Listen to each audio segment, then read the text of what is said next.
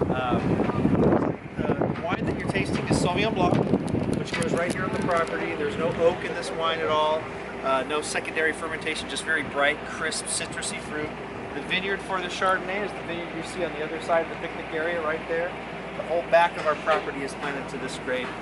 This is one of our most warm vineyards that we have in the Napa Valley, so it's suitable for Sauvignon Blanc. And I think you had mentioned the garden. We have the garden here. It's a 3-acre garden that's actually it's our property, but the Culinary Institute of America across the street, their restaurant uses it to grow fruits and vegetables on our property. So it goes right on to the dinner menu right across the street. So extreme farm to table. So anyways, as I was saying, this is Napa Valley's very first winery. It was founded by Charles Krug in 1861. Charles Krug was from what's today part of Prussia, but it was Tredelberg, Germany. And Charles Krug was a very outspoken fellow. He got into a bit of trouble in Germany. He wrote some anti-governmental newsletters back then, and he actually got himself imprisoned for it. He was eventually freed, and he came to the United States of America. So this is the mid-1800s. What's this? I'm going to go in there for a minute. I'm going to go. Oh, please. Please go. You got him? Yeah, I won't. I have plenty of wine, they'll follow me. It's not an issue. Wait, Susie, come back!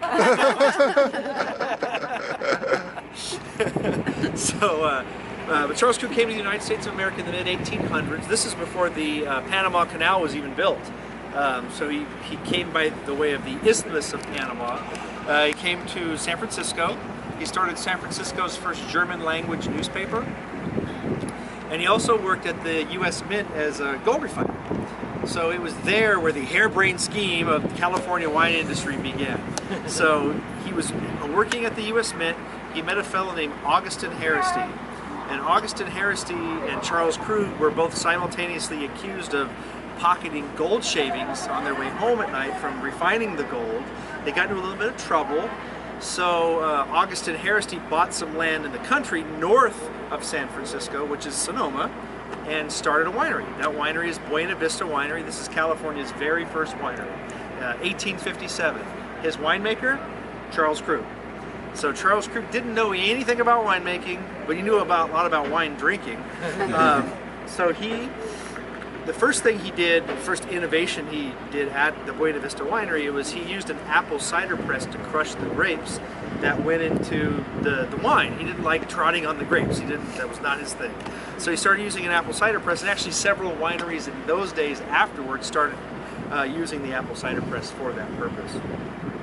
So he's making wine at Buena Vista, which is about 45 minutes south of here, but all the while he kind of had an eye to the east, to the northeast, to the Napa Valley.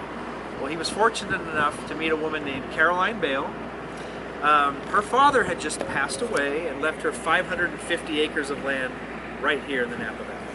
So Charles met Caroline Bale and said, "I think I love you," or "I love your land," or something. I just think we have a thing here.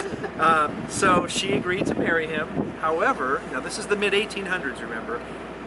He was made to sign a prenuptial agreement. They had prenuptial agreements in the 1800s, who knew? But she had all the purse strings, so he signed a prenup, and then he borrowed some money and opened Napa Valley's first winery. You don't see that winery here. That was built in 1861 because it burned to the ground. So in 1872, he built the building you see right here. So this has been here since the 1870s. It's a historic landmark. We have 2 historic landmarks here on the property, and as you see, it still stands to this day.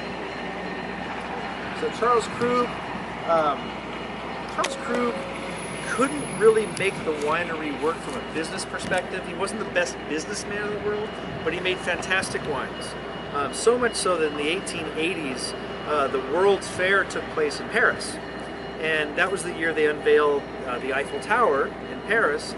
Charles Krug took one of his wines to Paris and entered it into the competition there and got a silver medal for one of his California wines. So the French were already worried back in the 1800s that we were perhaps onto something. Charles Krug planted all the vineyard you see here. It's been replanted other varietals since, but it's about 145 acres of vineyard right on this property. Charles Krug ended up passing away. He died in 1892, but prior to his death, he sold the winery to a fellow named James Moffett. James Moffett was a friend of Charles Krug's and was also a creditor. He lent him some of the money to open the winery in the first place. So he turned it over to James Moffett, he passed away, and then James Moffett owned it for about 50 years, and he built some homes on the property as well.